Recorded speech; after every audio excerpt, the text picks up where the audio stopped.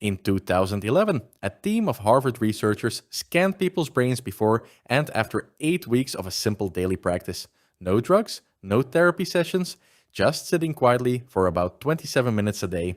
When they compared the scans, one part of the brain had physically shrunk, not figuratively. Its actual gray matter density had decreased, and the people who showed the biggest change in that brain region also reported the biggest drop in how stressed they felt. This is one of the most replicated findings in modern neuroscience, and almost nobody outside of researchers and therapists has heard the actual details. Let's look at what mindfulness really does inside your brain.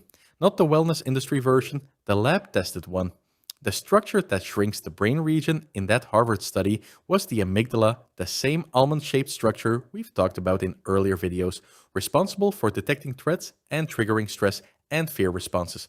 The lead researcher, neuroscientist Sara Lazar, and her team studied 26 people experiencing high levels of perceived stress.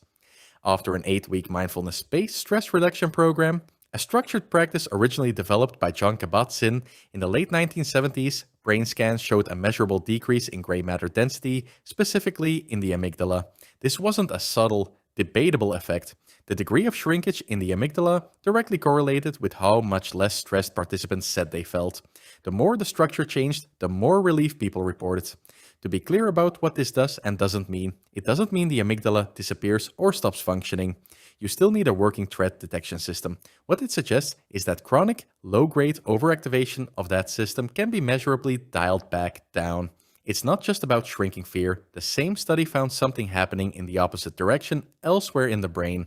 Alongside the amygdala's changes, researchers measured increased gray matter density in the hippocampus, a region central to learning and memory, along with areas linked to self-awareness, compassion, and introspection.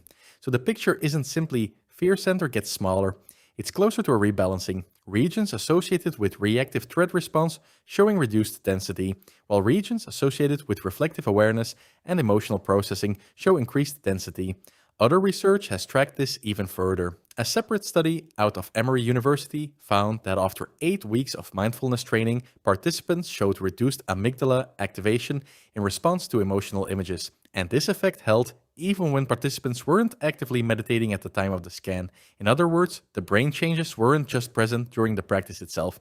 They carried over into ordinary, non-meditative moments of daily life. Why 8 weeks keeps showing up in this research, you'll notice the 8-week time frame keeps appearing. That's not a coincidence or a marketing number. It comes directly from the structure of Kabat-Zinn's original mindfulness-based stress reduction program, which has become something close to a standard protocol in this research because it gives scientists a consistent length of time to measure change against. That doesn't mean nothing happens before 8 weeks. Some research has found measurable, if smaller and more temporary, reductions in amygdala reactivity after even a single 20-minute guided session in people with no prior meditation experience. The brain appears to respond to mindfulness practice from close to the very first attempt. The 8-week mark is simply where the more durable, structural changes have been most consistently documented. What's actually happening when you practice? It helps to understand what mindfulness in this research context actually involves, because the word gets used loosely outside of clinical and scientific settings. In Kabat-Zinn's framework, mindfulness means paying attention on purpose to the present moment without judging it as good or bad. Practically, MBSR programs combine sitting meditation, body scan exercises, and gentle movement, typically over weekly sessions plus daily practice at home. The mechanism researchers point to isn't mystical. It's attentional and physiological. Repeatedly practicing noticing a thought or sensation without immediately reacting to it appears to train the same way physical exercise trains a muscle. Not by adding something new to the brain, but by changing how strongly and how often certain existing circuits fire in response to stress. An honest caveat, it's worth being direct about the limits of this research, since overstating it would work against everything this channel stands for. Many of these neuroimaging studies involve relatively small sample sizes. The original Lazar study involved 26 participants, which is meaningful but modest as far as brain research goes. Some findings have been questioned or only partially replicated in later, larger studies. And mindfulness, while well supported for stress, anxiety, and depression in much of the literature, isn't a universal fix. It works better for some people and some conditions than others, and it isn't a replacement for professional treatment in more severe cases. What can be said with real confidence is this: Across a substantial and still growing body of research, mindfulness practice is one of the more consistently studied non pharmaceutical interventions shown to produce measurable changes in brain structure and stress related functioning.